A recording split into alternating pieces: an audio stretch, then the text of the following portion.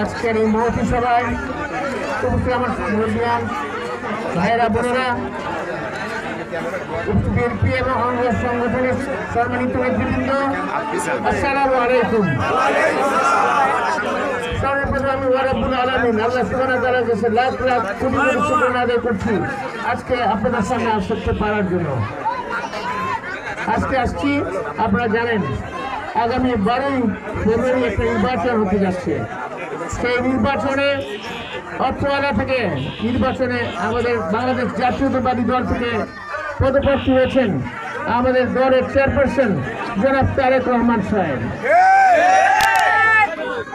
আপনারা জানেন উনি 12ই ফেব্রুয়ারি পরে প্রধানমন্ত্রী হিসেবে দেখতে চান। তারেক রহমান সাহেব যদি প্রধানমন্ত্রী হন, উনি যতগুলো প্রতিশ্রুতি দিয়েছে সেই প্রতিশ্রুতিগুলো উনি বাস্তবায়ন করতে পারবেন তো?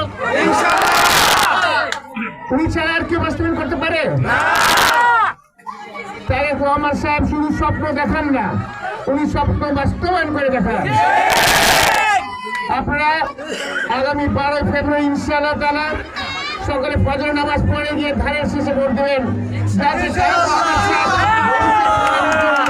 এবং এই এলাকার যত সমস্যা আছে সকল সমস্যা উনি শেষ করতে পারবেন।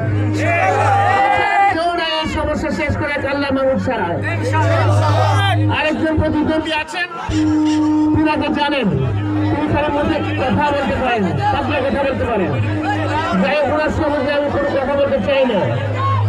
আমরা এতটুকু বলতে চাই, আপনার এলাকার উন্নয়নের স্বার্থে, দেশ জনগণের উন্নয়নের স্বার্থে, দেশের স্বার্থে, স্বাধীনতার স্বার্থে, সার্বভৌমত্বের স্বার্থে আমাদের নেতা তারেক রহমানকে ভোট দিয়ে নির্বাচিত করেন, দেশের প্রধানমন্ত্রী বানান এবং আপনার এলাকার সমস্ত কাজ উনার হাতে দিয়েছেন।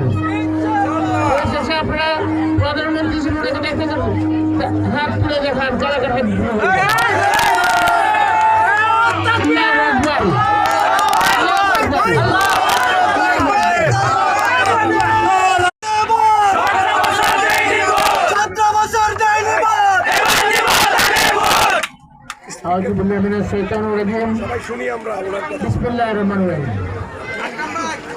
আজকের এই মহতী সভায় আমার মুরব্বিয়ান ভাইয়েরা বোনেরা, বিএনপি এবং কংগ্রেস সংগঠনের সম্মানিত নেতৃবৃন্দ,